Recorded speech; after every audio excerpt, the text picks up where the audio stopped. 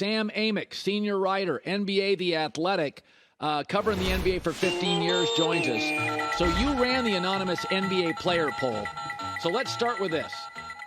This is stuff. And now, first of all, J-Mac's freaking out because my argument is I've been in radio forever, Sam, and you use like 1% of the audience to get a rating. So 10% is actually a very large group. It's completely valid. It's 10% of anything is clearly enough people to have a real reasonable voice. So let's start with this. Sure. You ask the players, name the guy in the league you'd build around, and what did the players say? The building around, I love this question, and I was looking forward to our chat about it because MVP, Joel Embiid, wins going away, twice as many votes as Nikola Jokic, yes, 50% of the vote. But the question of who do you build around, which is really if you get back to the basics of how do people see each of these players in terms of what they bring to the table, Giannis Antetokounmpo wins, and it's not even close. Yeah. Now, I think Embiid's physical history comes into play. Sure. Giannis's style comes into play.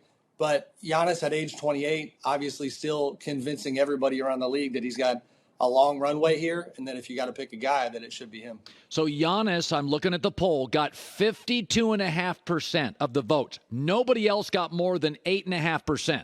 So Giannis overwhelmingly is the player you'd build around. And to your point, Embiid and Jokic are battling for the MVP.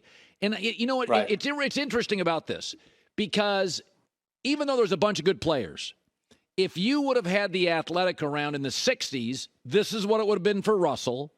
This is what it would have been if the Athletic existed for Kareem Abdul-Jabbar.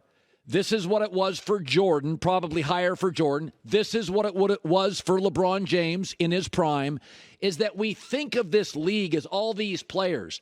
But in most of my life, Sam, there's been one guy and generally he's a great offensive player, but is also excellent on the defensive end. He's mature. Right. He's committed. In his prime, he's mostly healthy. I think Tim Duncan in his prime was that guy. Shaq, although he wasn't always focused, I think Shaq for about 5 years was that guy. So it's interesting when you do your poll, it didn't shock me that because I think Giannis is the answer, right? Right. And when you do these polls, did you take younger players, older players? Who got polled?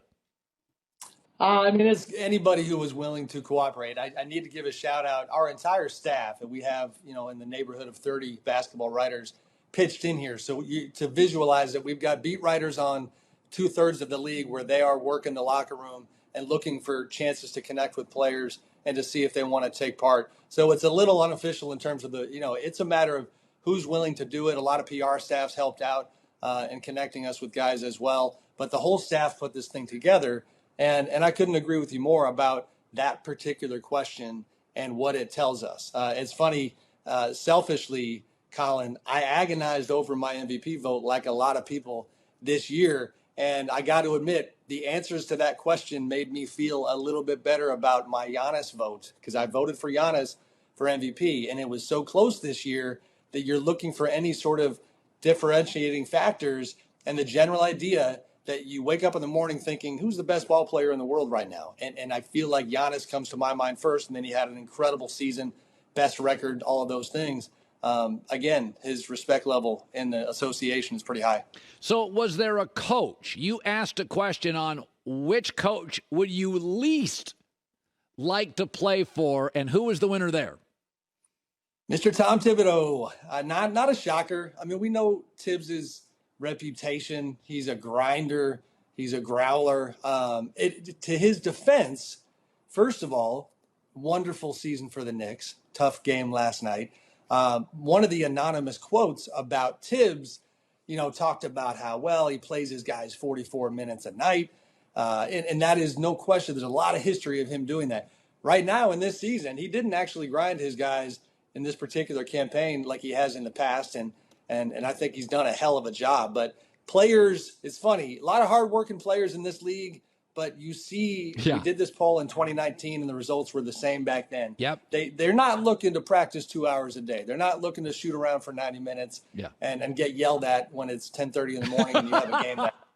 That's the personality, I think, in addition to the perception of Tom Thibodeau and the stories that players share around the league is why you see this result. Okay, you also asked players, Michael Jordan or LeBron, who's the GOAT, and what were the responses? What was the final tally there?